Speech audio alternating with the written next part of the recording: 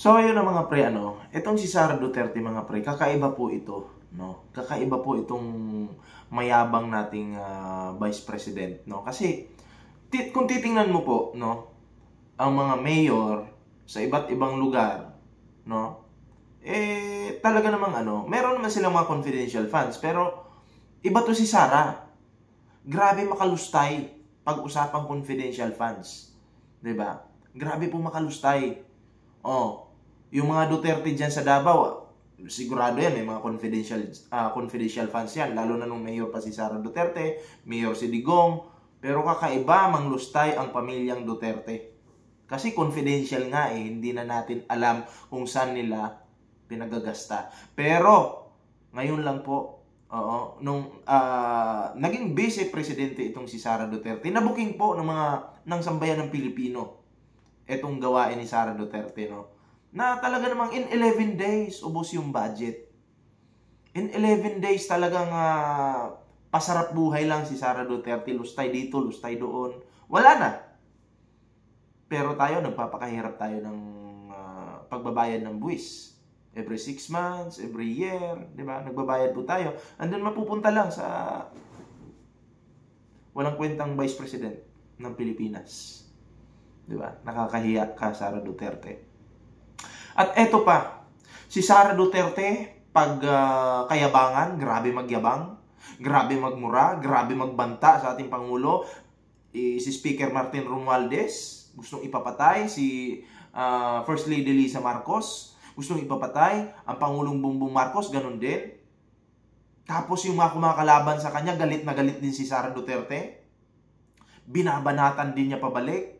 Ginagamit niya yung mga atakdog niya, mga vlogger-vloggeran. Diba? Ganun po yung ginagawa ni Sara Duterte, diba? Ganon. Pero pag usapang West Philippine Sea, tahimik po ang inyong Sara Duterte. Hindi makaimik sa mga inchik. Sabi niya, mahal na mahal ko ang mga Pilipino. Concerned ako sa mga Pilipino kasi gutom na gutom na. Hindi ka nga concerned dyan sa mga kapwa natin Pilipino na winawalang hiya dyan sa West Philippine Sea. Diba? Tapos magsasalita ka ng gano'n, na-concerned ka bigla. Sara Duterte, mahiya ka naman. Ang kapal mo naman. Please lang, bawas-bawasan mo yung kakapalan ng mukha mo. Diba? Makapal ka sa totoo lang. Sara Duterte, mahiya ka. Yung dapat, yung katapangan mo, kung totoo talaga yung katapangan mo, gamitin mo sa ibang lahi, yung mga nananakop at nangaapi sa mga Pilipino. Huwag mong gamitin yan sa kapwa mo Pilipino, nakakahiya ka, Sara Duterte. Ang matindi pa dito mga pre, si Sara Duterte, wala pong ginagawa. Habang yung kanyang mga kampon, gumagawa ng mga fake news, pero si Sara Duterte no comment. Diba? Wala pong komento. Diba? Hinihikayat pa nga niya yung taga Visayas na dapat lang daw magalit sila. Diba? Sa administrasyon. Tama ba yan? Sara Duterte, Vice President ka. Diba? Hindi ka komunista. Hindi ka naman siguro komunista, tama? Pero bakit yung galawan mo parang ganun? Bakit ganun, Sara Duterte? Mag-resign ka na. Wala kang nagawa sa totoo lang.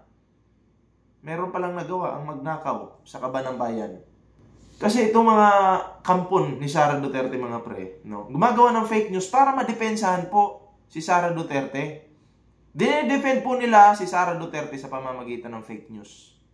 Diba? Fake news. Ano yun? Tama ba yun? Nung pinatawag sila sa TRICOM para tanungin, hindi nagdatingan. Kasi nga mga fake news. Sabi nila nasa katotohanan lang daw pero mga fake news. Ang tamang pagtatanggol sa inyong sinusuportahan ay idaan sa tama. Hindi yung fake news. Sa bagay, kanino ba nanggagaling ang fake news? Di ba sa pamilyang Duterte? Tama? Si Sara Duterte, diyan sa DepEd, di ba wala ring nagawa? Nagpa-cute lang yung mga laptop na bulok. Di ba? Sabi niyo masipag yan pero walang nagawa. Sabi niyo mapagmahal sa mga kabataan, pero walang nagawa. Ang ginagawa lang pala ni Sara, meron pala. lalapit siya doon sa bata habang nakakamera tapos hahawakan yung ulo. Yun na daw yung pagmamahal. Anong katarantaduhan yan?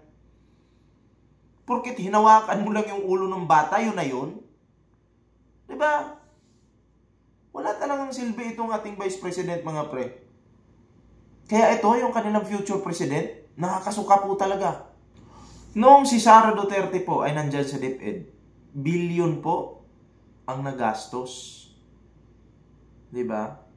Ang tanong, saan po napunta yung mga pera na yun? Wala eh. Wala po kaming nakikita. Kaya nagtataka po ako, palaging pinopromote nitong mga bobong mga DDS na yung ratings daw ni Sara, angat na angat. Sabi ko, paano aangat yung ratings niyan kung wala namang ginagawa? Palustay-lustay lang, patamad-tamad lang, pamura-mura lang, pabanta-banta lang, padilat-dilat lang ng mata? Ano yun? Dahil ba doon tataas yung ratings mo? Yan yung katarantaduhan. Kaya ito si Sara Duterte, minsan gustong padagdagan yung kanyang yung mga budget, 'di ba? Pag hindi na pagbigyan, magagalit, magpapapreskon, mag-aangas, magyayabang, 'di ba? Hindi trabaho ng Vice Presidente ang mag-angas, magyabang, magbanta. Ang trabaho ng Vice President, dapat sinusuportahan yung Pangulong Bongbong Marcos. Katulad ng ginagawa ni Leni Robredo noon, kahit magkagalit sila ni Digong, ang Vice President na si Leni Robredo sumusuporta po doon kay Digong. 'Di ba? Hindi nga absent yan sa SONA si Vice President Leni Robredo, 'di ba? Hindi nag-absent yan kahit hindi sila magkasundo nitong isa pang digunggong na to. 'Di ba? Pero si Sara Duterte, tingnan mo. Feeling niya siya yung presidente ng Pilipinas. Feeling niya lang yun. Diba? Ang kapal na mukha. Si Sara Duterte, naging DepEd Secretary. Naging Vice Presidente. Ano ba yung project niya? Yung mga libreng sakay. Tree planting. Pero bilyon yung budget. Diba? Nasaan yung ibang pera? Yun yung tanong. Di ba po? Kasi alam nyo yung mga yan, tuwan-tuwa po yan pag may project. May kilala po ako. Gamitin nyo na lang ito. Bibigyan ko kayo idea. May kilala ako. Yung isang opisyal ng gobyerno, malungkot yan. Depende po ha, pero katulad nitong lustay-lustay na to, okay? Si Lustay, may kilala ako, si Lustay, pag wala siyang project, malungkot yan. Bakit? Walang makukurakot. Pero, binigyan siya ng bilyon-bilyong budget, meron naman. Okay? Tree planting, ano pa? Libreng sakay. So, magkano lang yun? Barya lang. 'Di ba? Magkano lang yun? Bilyon ang budget, tapos yan lang yung nagawa mo. Actually, hindi naman talaga nagawa yan eh. Parang decoration lang yan eh. 'Di ba? Yan ba yung may pagmamalaki mo? Yan na ba yun? Wala bang iba? Sabi ng mga DDS, may libreng sakay naman yan dahil kay Sara Duterte. Magkano lang naman yun? 'Di ba? Libreng sakay, bilyon yung budget, tapos libreng sakay lang. Abay, dapat pag meron kang bilyon na budget, iba't ibang klaseng proyekto dapat yung nagawa mo na.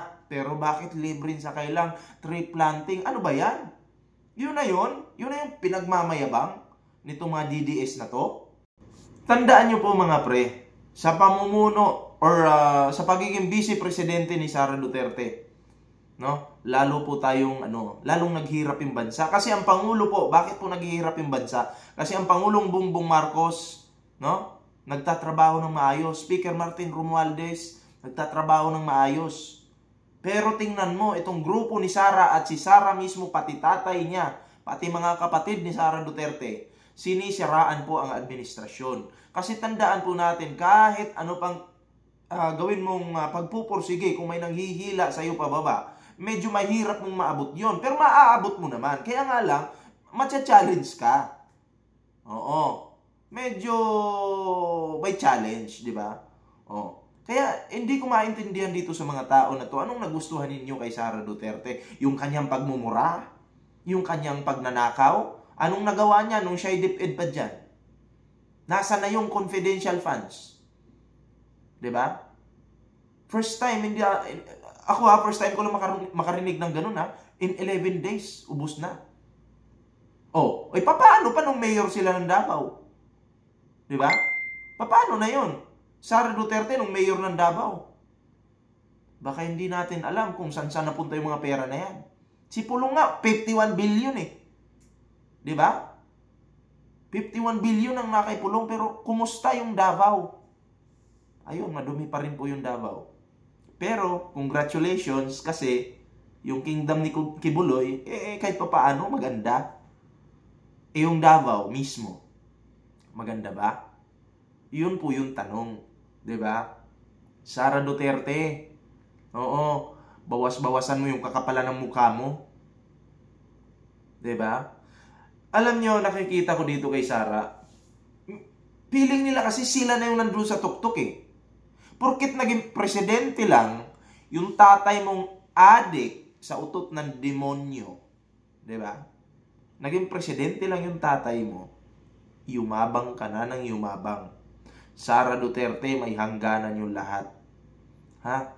Tandaan mo, hindi na presidente yung tatay mo. Oo.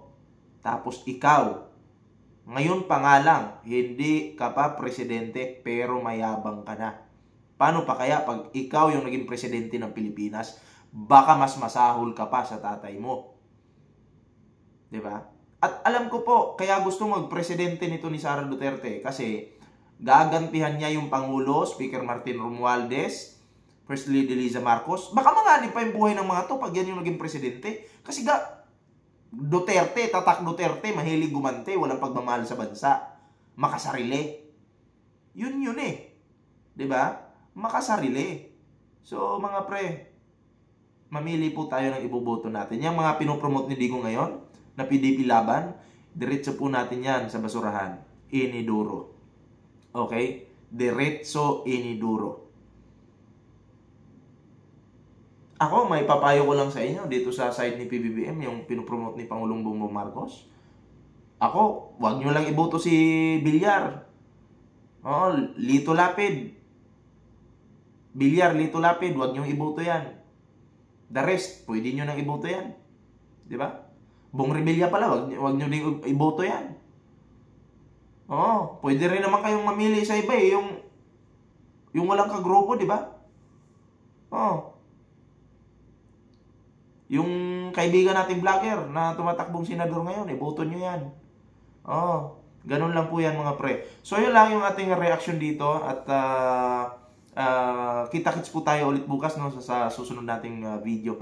Hindi ko alam kung ngayon ko ba i-upload or public to or ngayon ba or bukas. Basta pag nakita nyo to, no, kita-kits sa susunod na video.